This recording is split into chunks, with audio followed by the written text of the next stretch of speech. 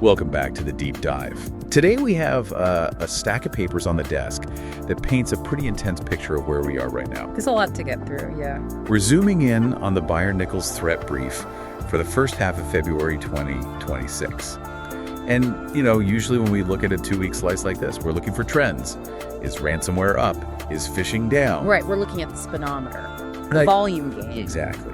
But this report, it feels less like a speedometer and more like we're looking at a map where the road is just taking a sharp, unexpected turn. The landscape is definitely shifting. I've read a lot of these briefs, and it's usually just more of the same but faster. Mm-hmm. But this one, from February 1st to the 15th, it shows a real change in philosophy. How so? The briefing uses this phrase that really stuck with me. We are moving away from smash and grab tactics towards stealth and dwell. Stealth and dwell. That sounds a lot more ominous. It is. I mean, think about a physical robbery. Yeah. Smash and grab is a brick through a window. You grab what you can, and you're gone in 30 seconds.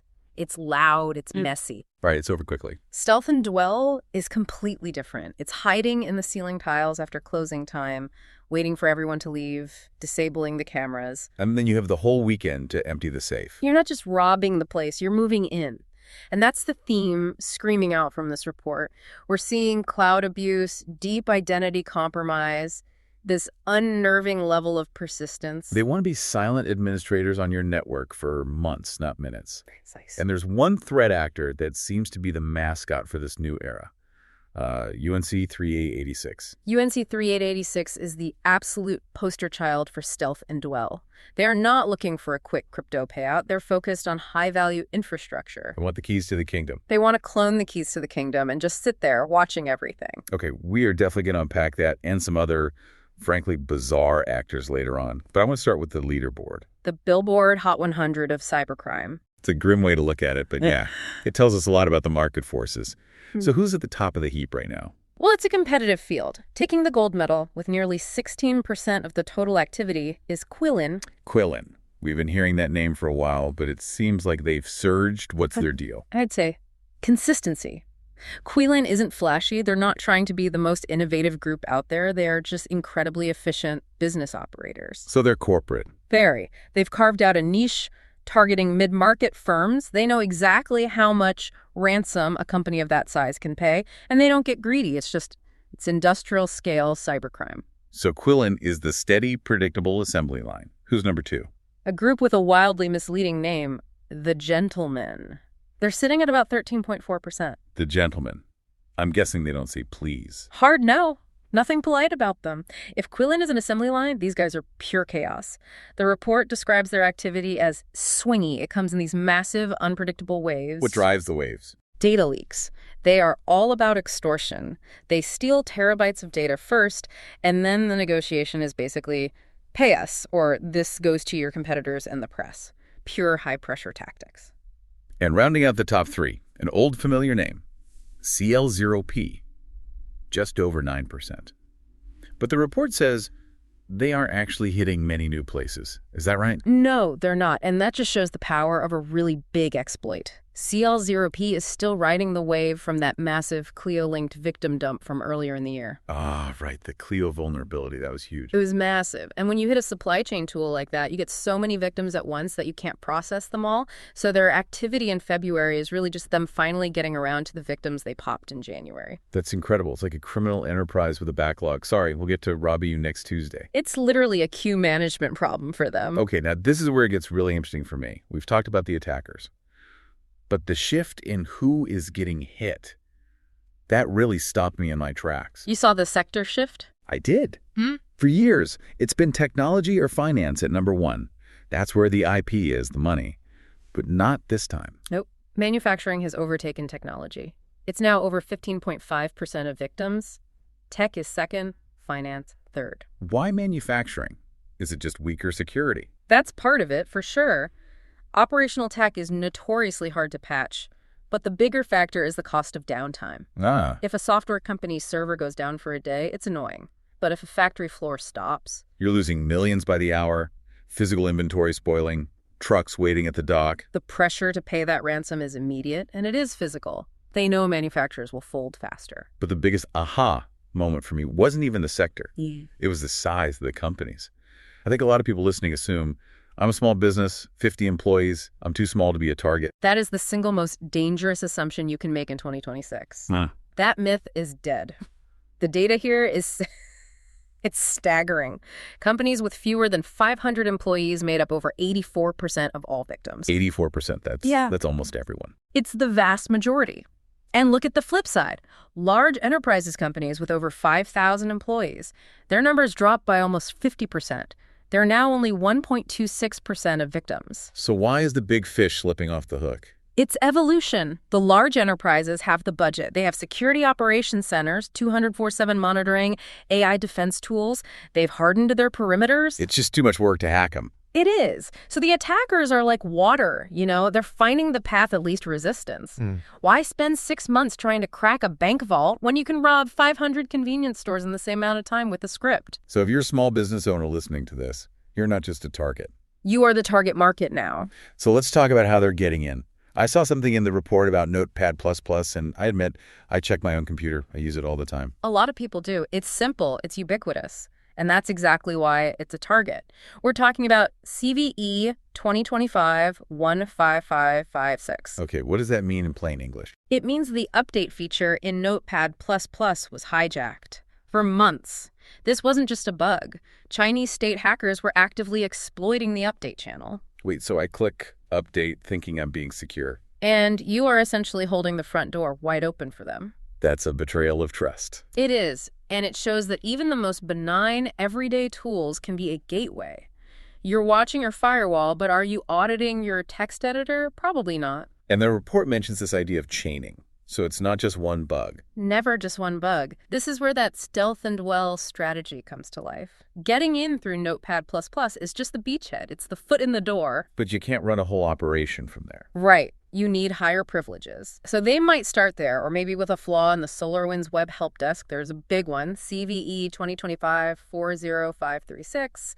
But once they're inside, they start looking for the heavy hitters. It's Windows vulnerabilities. Exactly. The report lists a whole string of Microsoft CVEs, and those are privilege escalation bugs. They take you from a guest to an administrator instantly. So the analogy is, they pick the lock on a bathroom window to get inside the house. Yeah.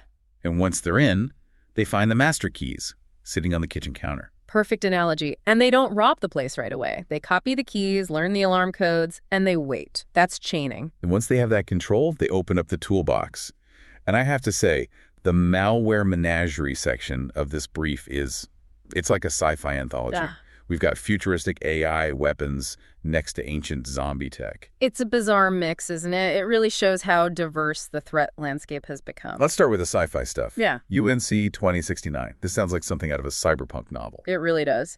UNC 2069 is a North Korean nexus actor, and they are laser focused on one thing: cryptocurrency.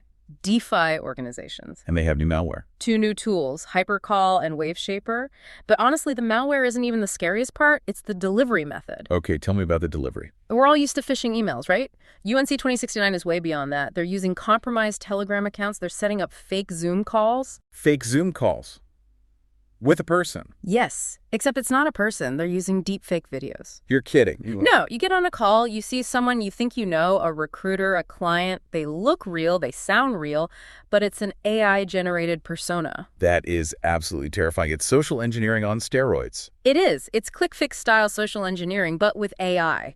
They trick you into downloading an app for the meeting or clicking a link to fix your audio. And because it's live, your guard is down. Wow. Okay, so that's the future. But then you mentioned zombies. SSH Stalker. SS Stalker is the complete opposite. It's almost nostalgic in a bad way. It's a Linux botnet, but the tech stack is from 2009. It uses IRC for control. IRC, Internet Relay Chat. I haven't used that since high school. Right. But it works. They combine that ancient control method with modern mass scanning. They're brute-forcing SSH credentials and exploiting bugs in Linux 2.6.x kernels. Linux 2.6, that's ancient. It is. But think about all the forgotten infrastructure in the cloud. Old servers spun up for a project years ago and never turned off. Zombie servers. Exactly. SSH Stalker finds them, infects them, and builds a massive botnet. So we have deepfakes and zombie bots. And then there's the stuff you can just buy. Zero-day rat. This is the democratization of cybercrime. Or rat. is remote access Trojan, and zero-day rat is commercial spyware. You don't need to be a coder, you just need a Telegram account. What can it do? Everything. Full remote control of Android and iOS devices. Live camera, microphone, keylogging, banking data, all of it. And it's openly marketed on Telegram. Openly. And the control panel requires zero technical skill. It lowers the barrier to entry so any criminal can become a high-level spy. We also have CastleLoader in here. That one sounds more targeted. It is. It's used against government and critical infrastructure. It uses a technique called process hollowing. Process hollowing. It's a great visual. The malware starts a legitimate program like the calculator. It pauses it, scoops out the legitimate code from memory, hollowing it out, and injects its own malicious code into that empty shell. Yeah. Then it just resumes the process. So in my task manager, I just see calculator running normally. Correct. And your antivirus sees a signed Microsoft binary and says, that's fine. Meanwhile, inside that shell, the malware is stealing everything. It's a wolf in a sheep's carcass. So we have all these tools and actors. Let's talk about the real-world consequences. Yeah. Because real money is being lost here. Huge amounts. The report highlights Step Finance. They lost $40 million in crypto. 40 million. Just gone. And how did it happen? It wasn't some complex hack of the blockchain. It was compromised executive devices. So something like the UNC 1069 tactic, a fake call, a compromised phone. It fits the profile perfectly. If you compromise the identity of an executive, you don't need to break the vault. You just use their keys to open it. And Coinbase had a similar issue, The right? confirmed insider breach, yeah. Right. Leaked screenshots from a support tool. Again, it all comes back to identity and social engineering. It's not all bad news, though. I saw some headlines about justice being served. We did see some wins for the good guys. The owner of the incognito dark web drug market got 30 years. And the fugitive behind a $73 million pig butchering scheme got 20 years. But the most interesting arrest for me was the seller of a tool called Joker OTP. Joker OTP. I assume that's for one-time passwords. Exactly. Those 6-digit codes your phone gets for two-factor authentication. The things that are supposed to keep us safe. Joker OTP is a tool designed specifically to intercept them, and the fact that police arrested the seller of the tool is significant. Why is that different? It shows law enforcement is finally going after the arms dealers, not just the soldiers. They're targeting the cybercrime supply chain. Take down the tool makers, and you make it much harder for everyone else to operate. That's a huge shift. Okay, let's wrap this up. We've got ransomware hitting small businesses, Chinese hackers in our text editors, North Korean actors using deepfakes on Zoom. It's a landscape that's all about that shift to stealth and dwell. The attackers are getting quieter, staying longer, and targeting the people least prepared to spot them. So if I'm a listener, what's the one thing I need to take away from this? Patch. Patch everything. Apple, Microsoft, and yes, even your Notepad plus Lang. Fast patching is your first line of defense. Don't give them an open window. And the identity side. You have to tighten your identity controls. Use hardware security keys, not just SMS codes.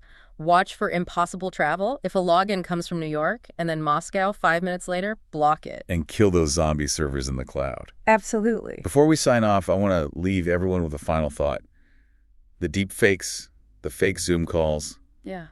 That's really stuck with me. It raises a really important question, doesn't it? If an attacker like UNC 2069 can mimic a face and a voice in real time, are we reaching a point where we can no longer trust any remote digital communication? That is a disturbing thought. The end of digital truth. I mean, unless we have some kind of cryptographic proof of identity, shouldn't be believing anymore. Well, on that cheerful note, I'm going to go check my Notepad plus updates right now. I suggest you all do the same. Thanks for listening to this deep dive. Stay safe. Reach out to us at jbyer.com for comments and questions. Follow us at Byer Company on social media. And if you'd be so kind, please rate and review us in your podcast app.